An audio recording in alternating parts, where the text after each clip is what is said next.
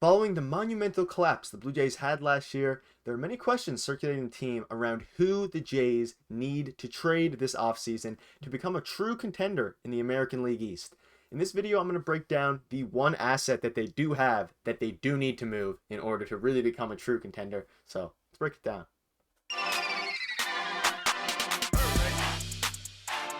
What's up, Jays fans? Nick Gosse here, host of Jays Digest, and this video is gonna delve into something that we touched on briefly on the channel, and it's gonna be about a key asset the Jays have that they really need to move.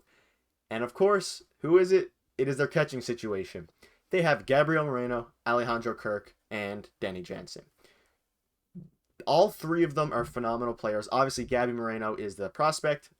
He had a pretty good, really good year in the minors and in the majors as well. He shined. And you have Danny Jansen, who had a breakout year this coming year. And, of course, Alejandro Kirk, who also broke out. You can't field three of these guys next year, and you cannot just have Gabby Moreno blocked by Danny Jansen and Alejandro Kirk. It's just not possible. You need to make an advancement. You need to make a trade to acquire pitching and weaken or strengthen the weak points on your roster. So I'm going to break this. I'm going to break the whole thing down. We're going to separate it into kind of like three categories, but we'll begin with this report or this article written by a Jays reporter on The Athletic, and they said the Blue Jays, this is their bold prediction, is that a Blue Jays trade one of their catchers. So not a bold prediction, just their prediction. Basically, it goes on to say that over the years, the Blue Jays have fielded interest in their catchers, but have never really made a trade for them, and have never obviously went the full length of making a trade. But now might be the time to do that to address another need, like pitching or a left-handed bat.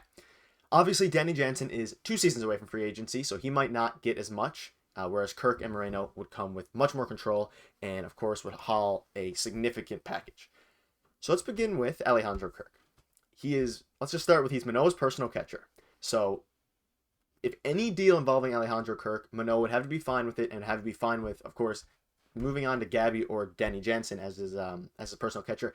And I think he would be fine with that. Obviously, he's just a competitor. He just wants to win.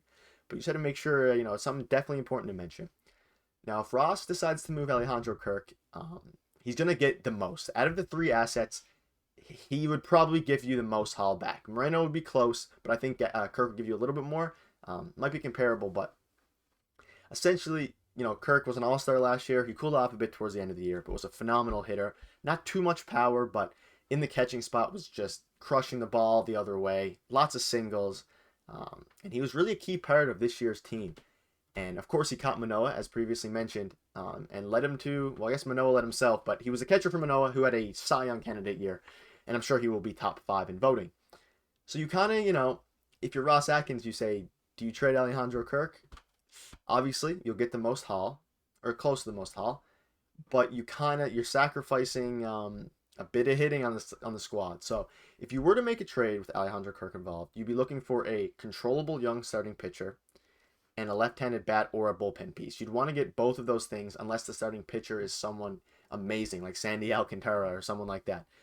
But otherwise, you want someone with control. You want someone who can really be a backbone for your rotation, because otherwise, you kind of want to keep Alejandro Kirk. He's a huge part of the team, so it would be a tough trade to make.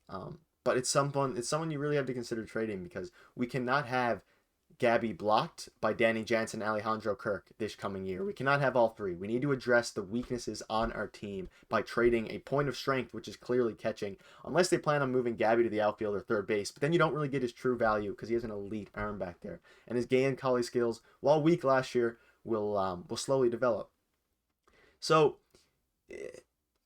it's a really tough question, and we're going to move into Danny Jansen now. But before we do, we're going to go into the trade machine portion of the video. We're going to break down a potential trade that I threw up in a trade generator, the trade machine online, and it gives you a number value for a player's trade value. So it's not really a super set in stone thing, but it's going to give you kind of an idea of what we're working with here. So I just threw this up. This is not necessarily a trade that I would do or the Angels would do, but Angels get Alejandro Kirk. Not that they would want Alejandro Kirk. Pirates would probably be, the Cardinals would probably be a better fit for him. But this was just to show the value. So, Alejandro Kirk, obviously catcher. So his MTV, basically like his value on a number scale, is 39.3. In this trade, the Blue Jays would get Sandoval, who is a left-handed pitcher, really good, elite pest control, I believe, and just a good pitcher, and then a decent right-handed relieving arm. But don't focus as much on the actual trade. Just focus on the values here. So this would give you a controllable starting pitcher and a decent reliever. We're still technically losing the deal by a little bit, but it's about even according to this. But Kirk's value is 39.3 in this. Now, obviously, these values are arbitrary and they don't really provide true value, and I'm sure the GMs don't use this trade value metric. But it just kind of goes to show, because I'll show you in a minute now, Danny Jansen's value compared to Alejandro Kirk's and what you can kind of get. So, obviously, Kirk will give you the most value, and it'll be able to strengthen the weak points of your team more than the other two, unless you're giving up Gabby, in which case it's kind of, Gabby will give you probably similar value, but maybe a bit less, obviously, because he's less proven, but has a pretty high ceiling. But quickly to show you now, let's just move on to Danny Jansen. Danny Jansen is he had a great year. He was hitting for power, amazing OPS plus, solid defensively, and he was just had a breakout year. The issue with him is he only has 2 years left in his contract, and he's a bit older than the other players, 26, I believe, something like that. Maybe a bit older than that, but he was a great. Obviously, the Alejandro Kirk Danny Jansen duo, the tandem, is great, and having both is phenomenal, which is why we'll get into the Gabby talks. But Gabby was our catcher of the future up until Danny Jansen's crazy year this year. So do you want to go with the Gabby Moreno Alejandro Kirk catching thing? We don't know, but using those two catchers is a bit scary regarding game calling and defense, because Alejandro Kirk needs to play DH a lot. And do you trust Gabby Moreno's game calling this early in his career? I'm not sure. I'll bring this up here. Is Danny Jansen. So he has about a bit less than half the value of Alejandro Kirk. As you can see here, it's 17.8. Just had it up there on this trade, evaluating thing, which obviously doesn't mean very much. It's like, it's just a metric. But I just wanted to show you guys, in case you haven't seen this before, that obviously Danny Jansen's going to give you about half the value Alejandro Kirk would. Now, can you still get a serviceable reliever or a starting pitcher, or maybe a decent left-handed bench bat, or probably more than a bench bat, but can you get a really good left-handed hitting player, a starter, an everyday player for Danny Jansen? Maybe. It depends on who you're trading with. Maybe the Cardinals would have something, but I can't see you getting too much for Danny Jansen. Now, if you package him with another, one of our prospects, then that makes a lot more sense. And if they want to go that way, they will. But moving on to Gabriel Moreno, I love him, man. He's insane at throwing runners out. He has one of the better arms in crazy pop times, and best arm in the minors. I think it was really good in the majors too. He was just gunning people out. The question is, do you want to stick with him, or do you want to trade him while he's a top prospect, top 5, whatever he is, and get a crazy haul? Not a crazy haul, but a decent haul for him. It's kind of the question, but we have to trade one of them, and that was kind of the whole point of the video. What do I think they'll do? I think that they will probably trade Danny Jansen or Gabriel Moreno. I think they might keep Danny just because of his experience, his defense, and his game calling. What I would like to see them do is trade. Now, I know I might get flamed for this. Is trade Alejandro Kirk. Now, Peter, the co-host, he was able to make this one, but he is not an advocate for trading Alejandro Kirk, and I understand why. I just think you're going to get the most value. Kirk's body might be an issue in the future. His health, him playing that position long term. Obviously, he's Manoah's catcher, and he's the best hitter out of the three. But you get the most value now. You address your weaknesses, and you just move on from there. And then you just go with whoever else, Gabby and Danny. And Gabby and Danny would be a nasty duo. Gabby gets a lot of playing time. Danny obviously is the steady catcher, good defense, still an insane hitter. But I guess the question then is, will Danny Jansen's hitting stay up to the level of last year? And that's not a question we can really answer. I just think that getting Danny Jansen's value, at a point where you really are feeling great with the trade, is not something that I think would really work.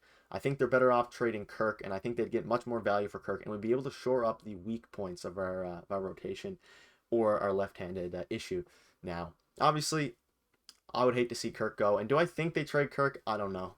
My best guess would be they probably trade maybe Danny Jansen and a couple other prospects and something like that. Or maybe they trade Moreno, but they need to make one move of those three. One of them needs to go. You cannot just have Gabby blocked, or you cannot have... we can't do the same thing we did last year at this point, simply because Gabby just sat on the bench and he didn't play a minute in the playoffs. And if we would have traded him earlier in the year or whatever, or maybe for J-Ram last year... would have been a whole different, scenario here. So we can't just hold on to these prospects. Gabby's ready to go. He's ready to play. So we just need him. I'm ready to watch him play, or at the very least trade him for people who will play, and he'll get another chance on another team. So it's kind of it's a tough question to ask, but the point of the video was in one asset, which is the catching. It's kind of like a collective, the catching tandem, the three catchers, one of them needs to go, and I'm sure we'll see one of them go before the end of the season. And we'll be here to cover it all. We are on the road to 1K subs. So thank you guys so much for all the support recently. It's been great. And let me know what you guys think in the comment section below about who they're going to trade. Maybe if you're right, if you end up being right, I'll give you we'll shout you out in a future video. But thank you for the support again. It means the world. And we'll catch you in the next video, which will be tomorrow. Cheers.